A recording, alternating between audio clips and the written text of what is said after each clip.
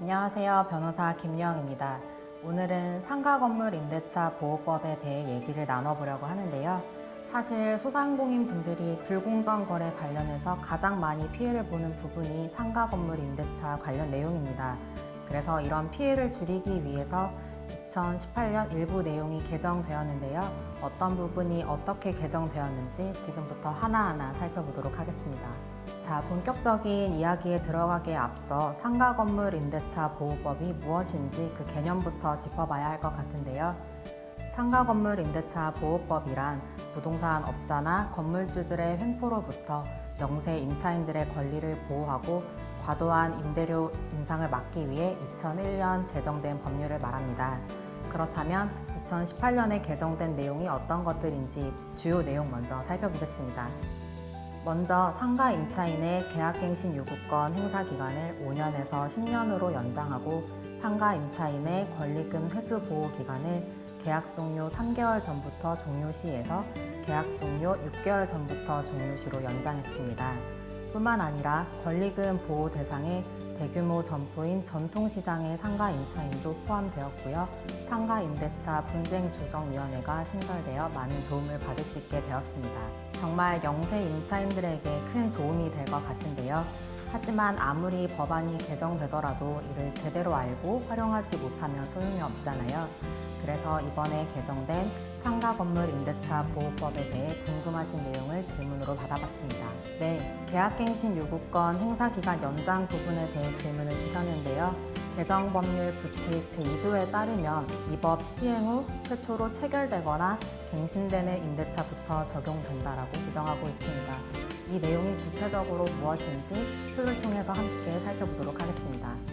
세 가지의 경우로 나누어서 계약갱신 요구권의 행사기간 연장 적용 범위에 대해 설명해 드리려고 합니다. 우선 첫 번째 경우를 보시면 2015년 5월에 최초로 2년 계약을 체결을 하셨습니다. 그리고 1회 갱신을 통해서 2019년 5월까지 계약이 체결된 상태입니다. 이 경우 개정 법률이 시행된 2018년 10월 16일 시점에서 이분은 2015년 5월로부터 5년의 계약갱신 요구권을 보장받게 되는데요. 남은 1년을 이 시점에 행사하실 수 있습니다. 따라서 이분의 경우에는 개정 법률이 적용이 되십니다. 두 번째로 2014년 5월에 최초로 2년 계약을 체결하시고 1회, 2회 갱신을 통해 2020년 5월까지 계약을 연장하신 경우이십니다.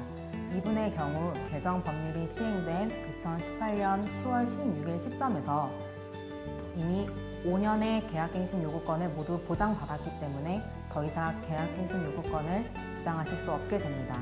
따라서 이분의 경우에는 개정 법률이 적용되지 않습니다. 끝으로 살펴볼 내용인데요. 이분의 경우에는 첫 번째 분과 같이 2015년 5월에 동일하게 계약을 체결하셨습니다.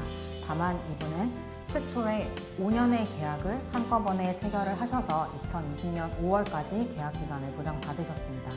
이분의 경우에는 이미 5년의 계약 기간을 보장받았기 때문에 개정 법률 시행 시점인 2018년 10월 16일에 더 이상 계약갱신 요구권을 행사하실 수 없습니다.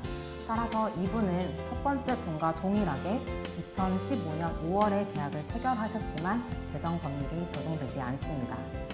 자, 다음으로 상가 임차인의 권리금 회수 보호 기간이 연장되었다고 하는데 무슨 내용인가요? 라고 권리금 회수 보호 기간 연장에 대해 질문을 주셨는데요.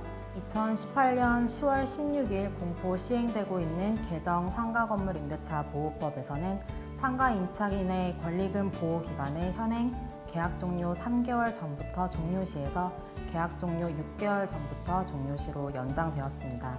보다 쉽게 권리금을 회수할 수 있게 되었다고 볼 수 있겠죠. 자, 다음 질문은 전통시장에 계시는 분인가 보네요. 전통시장의 권리금 회수 기회가 보장되었다고 하는데 어떤 내용인가요? 라고 질문을 주셨어요. 기존에는 대규모 점포 또는 준대규모 점포의 일부인 경우 일률적으로 권리금 회수 기회 보호 대상에서 제외되었는데요.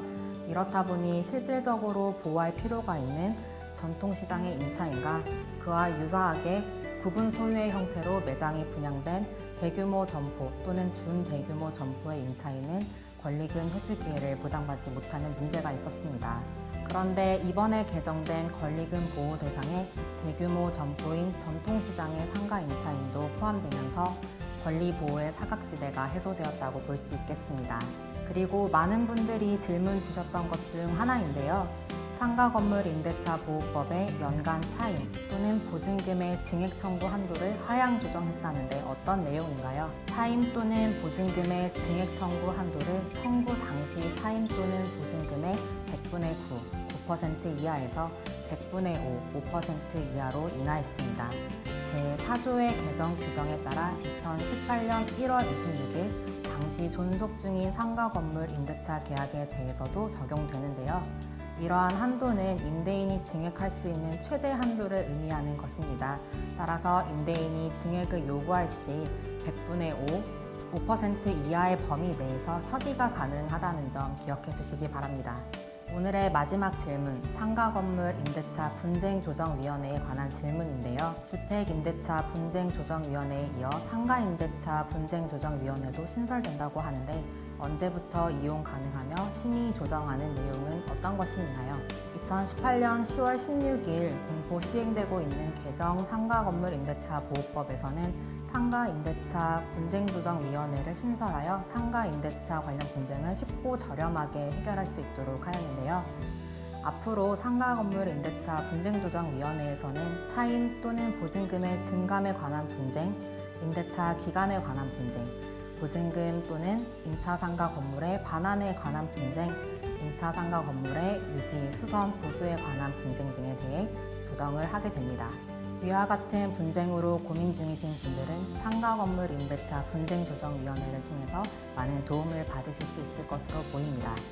추가적으로 궁금하신 사항은 소상공인 시장진흥공단 무료법률 서비스를 통해서도 상담 받으실 수 있습니다. 상담은 국번 없이 1357번으로 전화 주시거나 온라인 www.sb직.or.kr로도 접수하실 수 있습니다. 네, 지금까지 저와 함께 상가 건물 임대차 보호법 개정 내용에 대해 함께 살펴보셨는데요. 지피지기면 백전백승이라는 말이 있죠. 개정된 상가 건물 임대차 보호법에서 잘 살펴보고 대비해 두셨다가 불공정 피해를 입지 않으시도록 주의하시기 바랍니다. 오늘은 여기서 인사드리도록 하겠습니다. 감사합니다.